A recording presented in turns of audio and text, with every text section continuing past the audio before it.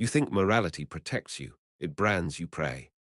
While you stay fair, your enemies map your weaknesses, rehearse contempt, and prepare to own your mind. You were trained to believe morality is armor. That belief is why you're vulnerable. In adversarial environments, morality is not protection, it's a profile. It tells enemies how you'll hesitate, where you'll flinch, and which lines you refuse to cross. That information is enough to defeat you without ever touching you. This breaks the frame that's been quietly sabotaging you, the idea that being good keeps you safe. It doesn't. It makes you predictable. Machiavelli understood something most men never accept. Power doesn't oppose morality, it uses it. Not as a compass, but as a weapon. The moment you moralize conflict, you surrender initiative. You start asking what's fair instead of what works. Enemies love that question because while you debate fairness, they're mapping leverage. Here's the first inversion you must swallow. Ethics do not restrain predators, only consequences do. And consequences don't come from principles, they come from position. Position is built through control of three things: attention, access, and narrative. Morality teaches you to give all three away. You give attention by engaging when provoked, explaining yourself, defending your character. You give access by staying reachable, forgiving patterns, being the bigger man. You give narrative by allowing others to define what your silence, boundaries, or withdrawal means. That's not virtue, that's exposure. So we replace the lens. From this point forward, you don't evaluate actions by whether they feel good. You evaluate them by whether they shift power. You don't ask if a move is kind. You ask if it changes behavior. This is not about becoming cruel.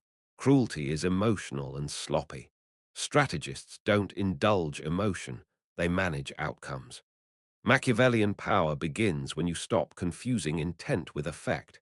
You may intend loyalty, they experience availability. You may intend honesty, they extract your fears. You may intend peace, they detect weakness. Intent doesn't matter in conflict. Effect does.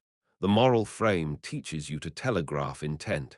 You signal values, boundaries, and red lines openly, believing transparency earns respect. In reality, transparency feeds targeting.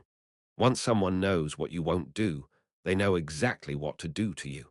So the first surgical cut is this: opacity replaces virtue signaling. You stop advertising who you are. You let behavior reveal itself through consequence. You don't warn, you don't threaten, you don't explain, you simply act. This shift will feel uncomfortable because it kills a comforting fantasy that people are restrained by decency. They're not. They're restrained by incentives. Change the incentives and behavior changes. Leave them untouched and morality becomes theater, yours. Understand the battlefield correctly. Social environments are hierarchies wrapped in politeness. Every interaction tests rank. Every concession teaches others what they can take. Every delay teaches them you're negotiable. Machiavelli's insight was brutal and accurate. Men respect strength even when they hate it. They despise weakness even when they benefit from it. If you rely on being liked to be safe, you will be used by those who don't need to like you. So this accomplishes one thing psychologically. It strips you of the illusion that goodness is protection. You are not here to be virtuous. You are here to be ungovernable. From now on, morality is private. Strategy is public. Your code exists, but it is enforced through distance, scarcity, and consequence, not speeches. Once this frame locks in, enemies lose their favorite advantage, your hesitation.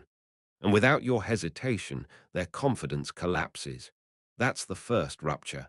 Everything else builds on it. Enemies don't destroy you all at once. They dismantle you in stages, quietly, patiently, using a repeatable psychological sequence. By the time you feel off, the damage is already done. That sequence is the kill chain. If you don't understand it, you'll mistake manipulation for coincidence and pressure for misunderstanding. That ignorance is fatal. The kill chain begins with pattern recognition. Your enemy watches how you respond under mild stress. A joke at your expense, a delayed reply, a subtle boundary test. Nothing overt, just enough friction to observe your reflexes. Do you explain? Do you smooth things over? Do you defend your intent? Do you stay polite when disrespected? Each response teaches them something. Politeness under pressure signals fear of conflict. Explanation signals emotional investment. Defensiveness signals insecurity. Consistency signals predictability. Predictability is the gateway drug. Once your patterns are mapped, the second stage activates emotional hooks.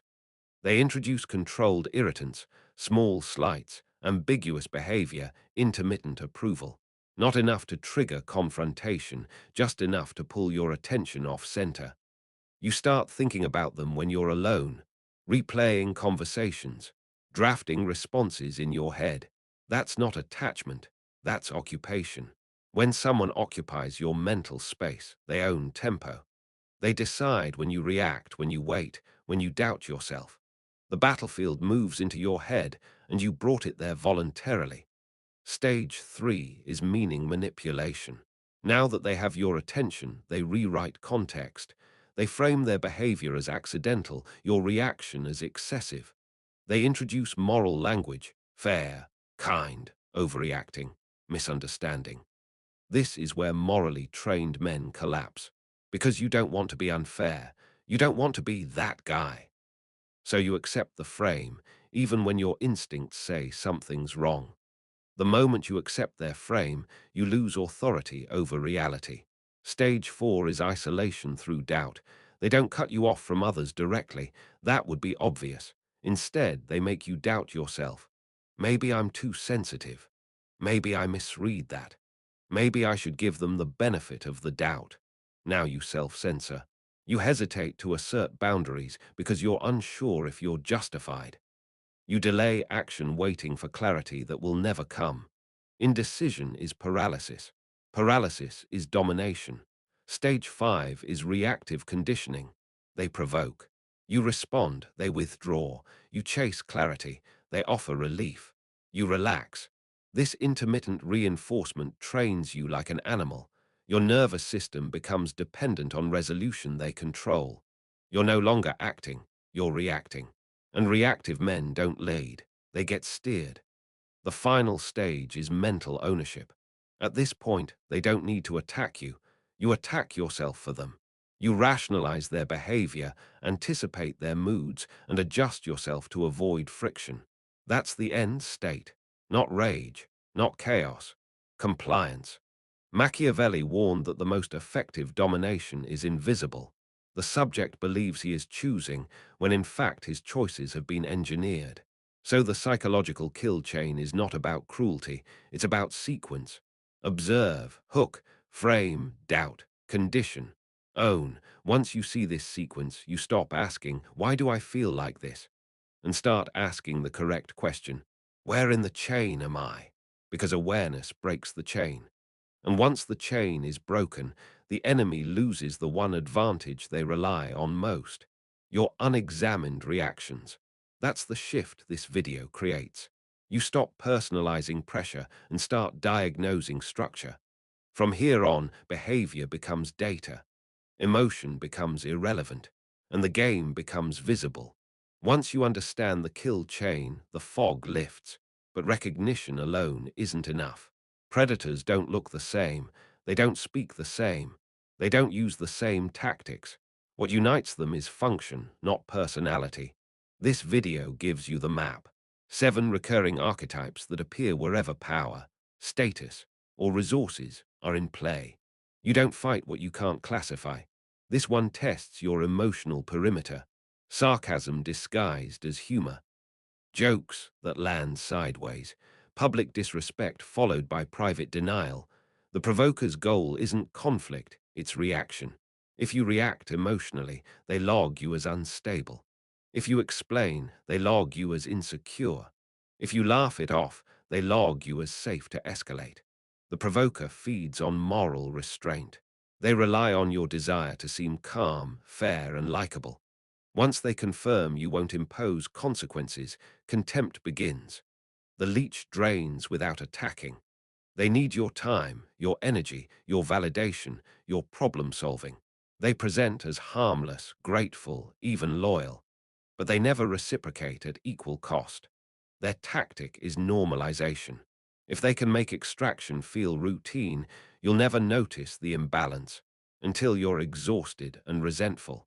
Machiavellian rule: anyone who only advances through you will sabotage you to keep you stationary. This is the most dangerous archetype for good men. The moralist doesn't argue facts. They weaponize values. They frame you as selfish, cold, or unethical whenever you assert boundaries. Their power comes from social pressure, not force. They don't need to be right. They just need witnesses. Once morality becomes a public courtroom, you're already losing. Defense implies guilt. Silence is reframed as proof. The moralist survives by making you afraid of being judged. The mirror reflects you until they don't. Early on, they agree with everything. Share your values, match your energy, create fast alignment. This accelerates trust. Then once access is secured, the reflection cracks. Inconsistencies appear. Withdrawal replaces presence. You chase the version of them that no longer exists. The mirror's power comes from contrast. They destabilize you by removing what they previously provided, making you doubt yourself instead of them. The gatekeeper controls access to opportunities, groups, information, or approval. They don't attack openly. They stall, delay, forget, move goalposts, keep you waiting. Their weapon is uncertainty. You start overperforming to earn passage. You explain more. You tolerate more, all while they decide your fate from a position of calm superiority. The gatekeeper respects only leverage. Without it, you're a supplicant. The saboteur smiles while cutting lines behind your back. They agree publicly and undermine privately. Leak doubt. Question your competence indirectly. Just asking questions. They rarely confront you because confrontation exposes intent. Their strength is plausible deniability. By the time you sense something is wrong, momentum has already been redirected away from you. The silencer doesn't engage at all. They ignore, withhold feedback, remove acknowledgement, delay responses. Their tactic is erasure. Silence from a position of power creates anxiety in those who seek validation. The silencer uses absence to control behavior, training you to self-correct without instruction. This archetype is especially effective against men who equate responsiveness with respect. Here's the critical Machiavellian insight. Most enemies use more than one archetype. They shift roles depending on context. What stays consistent is their objective: control without exposure. This installs pattern recognition. Once you can name the archetype, emotional confusion collapses. You stop asking, "What did I do wrong?" and start asking, "Which function is this serving?" Predators lose power the moment they're seen clearly, because strategy begins where confusion ends. If this feels calculated, that's because it is. Mental warfare didn't begin with your enemies. It didn't begin with modern psychology. It's older than language, older than morality, older than law. It began the moment humans organized into hierarchies and realized something dangerous. Controlling perception controls behavior. History is not a record of virtue. It's a record of selection. Empires didn't fall because leaders lacked kindness. They fell because leaders misjudged human nature, assuming loyalty where there was leverage, assuming gratitude where there was fear, assuming morality where there was opportunity. Machiavelli didn't invent manipulation. He documented it without illusion. Human beings do not orient toward truth. They orient toward advantage. Truth is tolerated only when it doesn't threaten position. The moment it does, it's attacked, reframed, or buried. This is why mental ruin works so effectively. You don't need to destroy a man physically if you can destabilize his internal hierarchy. Once his confidence fractures, others sense it instantly. Rank collapses without a fight. Contempt spreads faster than blood. And contempt doesn't arise from cruelty, it arises from weakness being exposed. In every hierarchy, tribes, armies, corporations, families, the same rule applies. The group punishes those who can't protect boundaries, not out of malice but instinct. Weak links attract pressure. Pressure reveals fractures. Fractures invite takeover. That's not evil, that's biology. Selection doesn't care about fairness. It cares about stability. And stability comes from leaders who can enforce order, internally first, externally second. This is why the good man narrative fails under pressure. It assumes shared values in a system governed by incentives. It assumes restraint in environments built on competition. Predators don't see your ethics as noble. They see them as constraints. Constraints tell them how far they can push before you resist. And once they know the limit, they operate just below it, extracting value without triggering confrontation. That's the essence of psychological domination. Staying legal, polite, deniable, while still destructive. History is full of this pattern. Courts where advisors ruled kings through flattery and delay. Armies where officers undermined rivals without open defiance. Political regimes where dissenters were not attacked, but ignored, isolated, erased. Mental ruin has always been cheaper than open violence, and it's more effective, because a man who doubts himself polices himself. He hesitates. He overthinks. He seeks consensus instead of command. Meanwhile, others move around him. Machiavelli warned that men who rely on virtue alone will be destroyed by those who do not. Not because virtue is wrong, but because it is incomplete without force, secrecy, and consequence. Force doesn't mean brutality. It means the capacity to impose cost. Secrecy doesn't mean deception. It means opacity, denying enemies the map of your intentions. Consequence doesn't mean revenge. It means inevitability. Behavior reliably produces outcome. When these are absent, mental warfare thrives. This recalibrates your understanding of threat. Your enemies are not anomalies. They are expressions of human nature operating under incentive. Remove moral fantasy, and their behavior becomes predictable. Predictability strips fear. You stop asking why they're like this. You start asking how to neutralize them. Because once you accept the real terrain, selection, hierarchy, advantage, you stop taking attacks personally. And that detachment is lethal. It allows you to operate calmly in environments designed to provoke emotion. It allows you to see pressure as information. And it prepares you for the next phase, responding strategically instead of reacting instinctively. History doesn't reward the pure, it rewards the prepared. And now you're prepared to move. Now we move from diagnosis to execution. Up to this point, everything has been reconnaissance. This is not philosophy, it's deployment. 7 moves. Each one engineered to collapse an enemy's mental footing without noise, without exposure, without moral theater. These are not emotional tactics. They are structural. You don't use all 7 at once. You apply the one the situation demands. Surgery, not massacre. Silence is not absence. It is denial of stimulus. Most enemies rely on feedback, reaction, explanation, resistance. When you go silent, their internal model breaks. They can't calibrate, they can't adjust. Silence creates uncertainty. Uncertainty creates anxiety. Anxiety forces mistakes. This is Machiavelli's favorite weapon because it leaves no fingerprints. You don't explain silence. You don't announce it. You simply stop supplying engagement. And you do it cleanly, no lurking, no indirect signals. Starve the system, and it destabilizes itself. Immediate responses signal subordination to tempo. When you delay, without apology, you reverse the hierarchy. You decide when interaction occurs. You teach them that access to you is conditional, not automatic. Delay is especially effective against provokers and gatekeepers. It turns their own tactic against them. The rule, never rush to clarify. Clarity favors the aggressor. Enemies escalate to provoke emotion because emotion reveals leverage. So you remove it.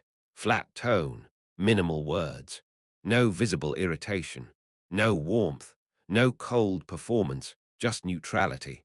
Emotionless responses make manipulation impossible. There's nothing to hook into, no angle to exploit. A predator without emotional data is blind. This is disappearance used surgically, not dramatically. You reduce presence in specific contexts, fewer replies, fewer appearances, fewer favors. You don't cut everything at once unless the violation is severe. Withdrawal forces recalculation. They feel the loss before they understand it. And importantly, you don't explain the withdrawal. Explanation would soften the consequence. This is critical. You never argue how others interpret your actions. You do not defend your character. You do not correct every misrepresentation. Why? Because narrative battles elevate weak positions. The stronger party doesn't explain itself. It acts and lets outcomes speak. When you refuse the narrative, you deny enemies the stage they need to recruit others into their version of reality. Silence plus consistency outlasts gossip every time. Rules apply unevenly by design. You don't treat everyone the same.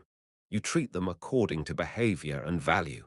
This confuses moralists and enrages manipulators. But it also establishes something dangerous. You cannot be gamed by precedent. Once people realize access to you is earned and revocable, they self-regulate around you. That's power. Some enemies don't adjust. They escalate. When that happens, you remove them completely, without warning, without closure, without re-entry. No last talk. No emotional cleanup. No explanation tour. This move is irreversible by design. It teaches observers more than words ever could. Machiavelli was clear. Mercy without strength invites betrayal. Removal without drama restores order.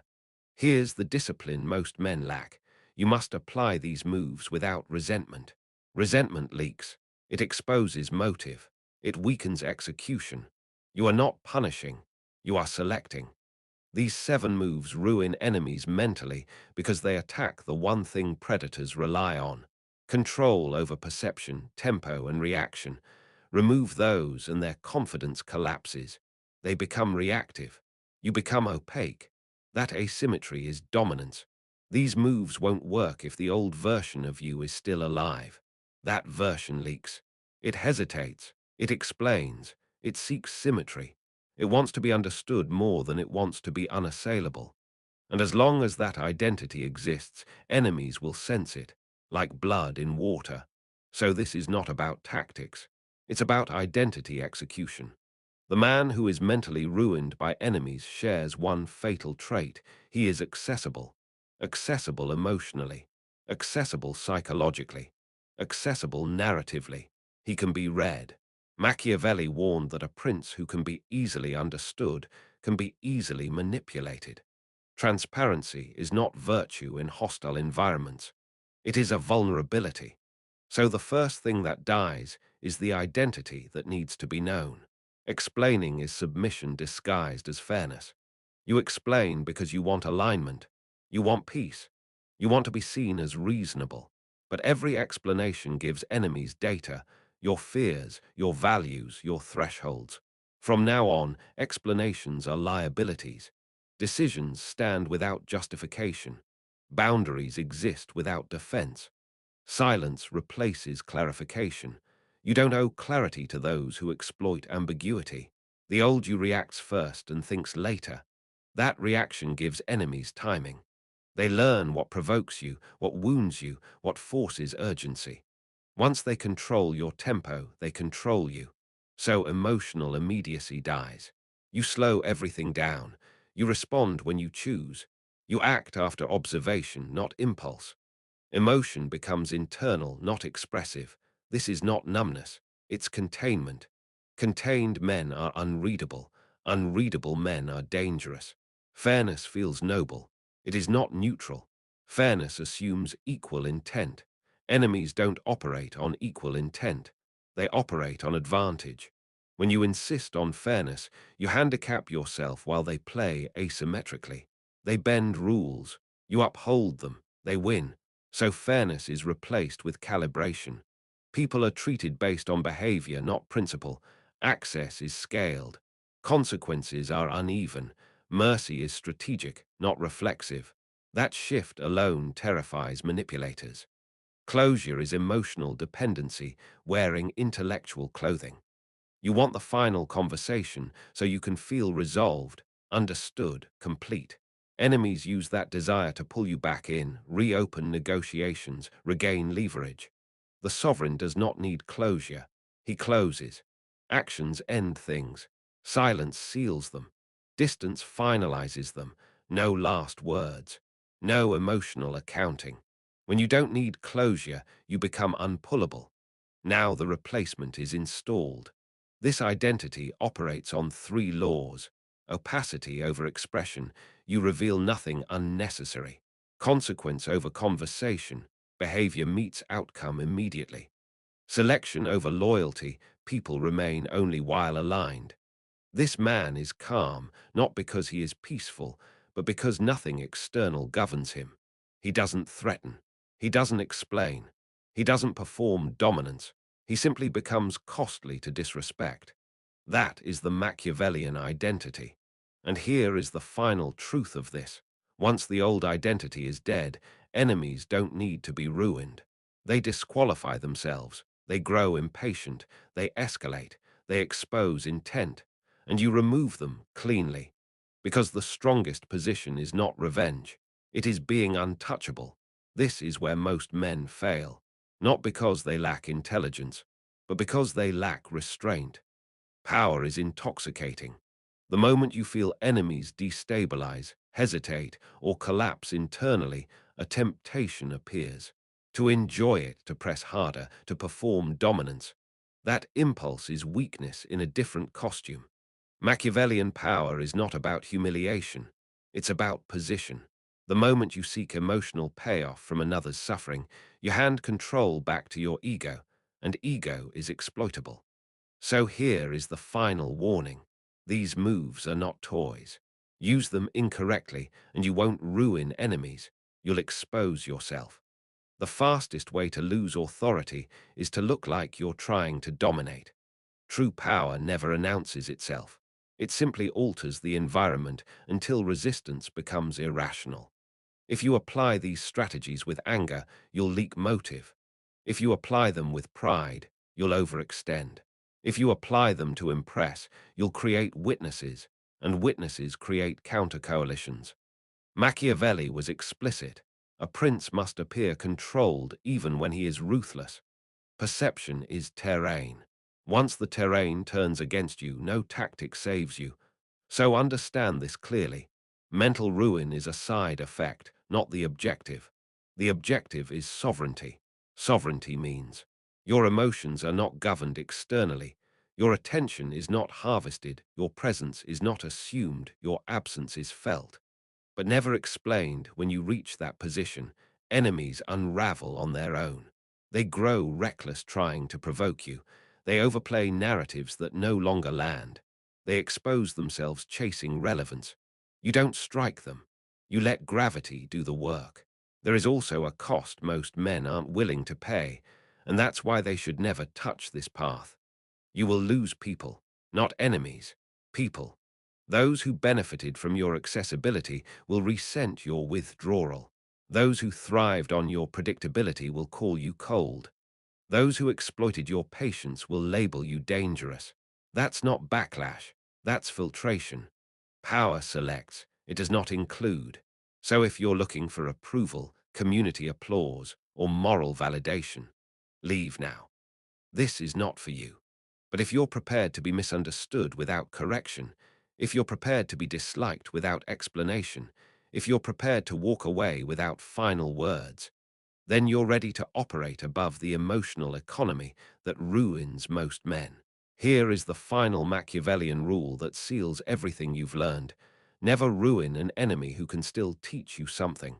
Observe first. Extract information. Map behavior. Then act. Premature destruction reveals impatience. Patience is leverage.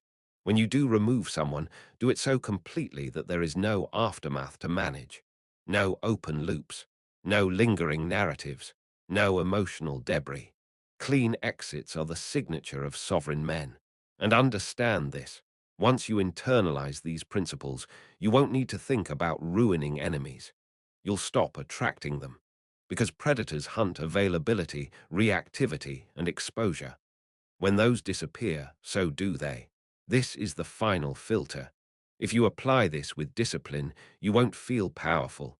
You'll feel unreachable. And that is the highest form of control.